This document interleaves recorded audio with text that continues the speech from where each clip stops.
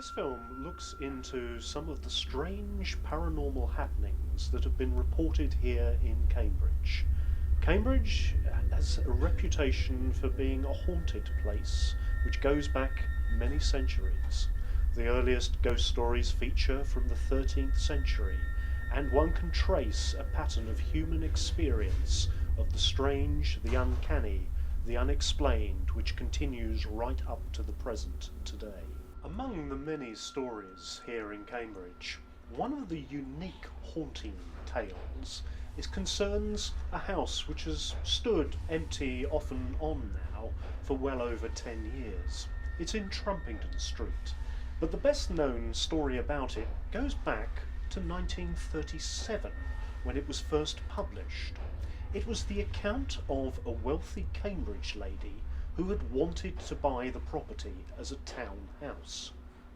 Looking round the building, in the course of seeing her potential purchase, she went into one room and she saw hanging on the wall what she described as the most disturbing painting she had ever seen.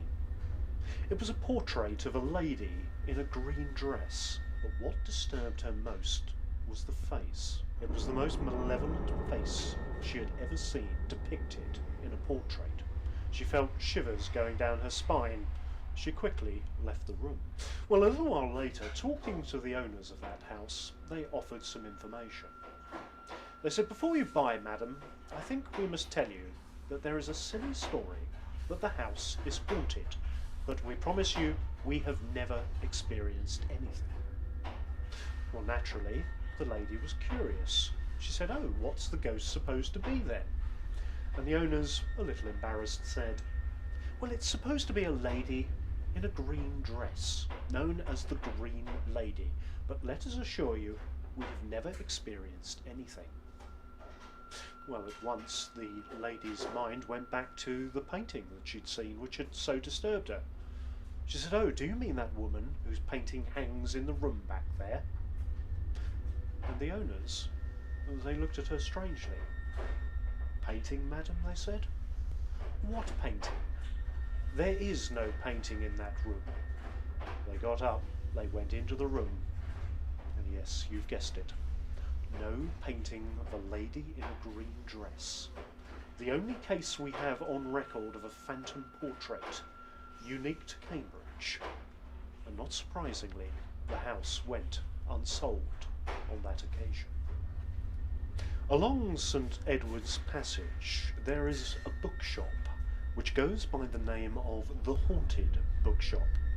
This is no fancy joke or marketing ploy. It is indeed a haunted shop. Over the years, successive staff have sometimes come in, often early in the morning, to find a young woman who looks for all the world like a real physical person standing in the shop. Somewhat alarmed at her presence, they go to speak to her, only to find she vanishes away. They've also heard strange noises, running footsteps running up the staircase to an area which is used for children's books. Strange to say, noises have also been heard coming through the walls of the haunted bookshop.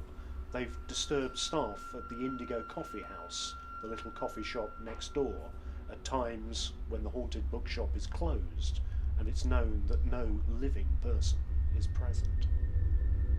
Sarah Keyes, the present owner of the haunted bookshop, reports that she saw this figure on the staircase in 1994. Who this phantom presence is a mystery. I thought I saw a customer going upstairs, so I got up and followed the customer, who was a lady, and she disappeared into nothing as she was actually going up the stairs, which is a bit strange, and I'm not quite sure who she was and why she was here, but I reckon that was the first sighting that I'd ever had of the ghost. Inns and taverns around Cambridge have their ghosts too, and it's not surprising that the Pickerel, the oldest pub in the city, can claim its own share of ghosts. Running along the side of the pub is a little alleyway known as Fisher Lane. It's the last surviving medieval passage in this part of Cambridge. This was how all the streets were centuries ago. Roofs close together, a narrow walkway, and it would have been completely filthy underfoot. And along this lane, at certain times of the year, a ghostly woman is reported to run. She disappears through the bars of the gate in at the end and casts herself into the waters of the River Cam. As well as haunting the lane, there are also ghosts here inside the pub. And the current landlord, Nathan, has some interesting stories to tell. About 3 months after we moved to the pub, the night before Halloween it was, myself and my wife were laying in bed and our dog was sleeping next to us. And he started growling. So I wondered what he was doing and what he was looking at. I looked over the edge of the bed and he was actually looking at the mirror. We've got a full-length mirror in the bedroom. He was looking at chest height. He wasn't looking at his sort of face height. He was looking at chest height at the mirror. So me and my wife said to him, sort of, go, see what it is. And he started attacking the mirror. And for the rest of the evening, he wouldn't leave the mirror alone. He couldn't sleep all night, and he was growling, and he was nervous. And it just it really, really shook us up. It was quite frightening, actually. And anyway, we were having drinks, and this girl, Sally, I told the story, and she started to cry all of a sudden. It sort of turned out that previously she'd seen a large lady in the front of the pub by the front window. It must have been, 11:30 at night. And I was here, and I was tidying up myself on my own, just locking up, doing the whole thing that you have to do when you work in a pub. I was just cleaning the tables, and I got to the last couple of tables near the door, and there were these candles, and we have candles on all our tables. And I blew this candle out, and I looked up, and there was this woman standing there, and she was just standing there. She just looked grey and just, I don't know, just bizarre. And then she just vanished. Just completely vanished. And I just thought I was going absolutely mad. I said, Sally, what the hell are you doing? You're just saying things. You're too tired, working too many hours, probably. And it was only when I talked to Nathan, who's the landlord here, and he told me that there's this woman who haunts the pub. And I mean, my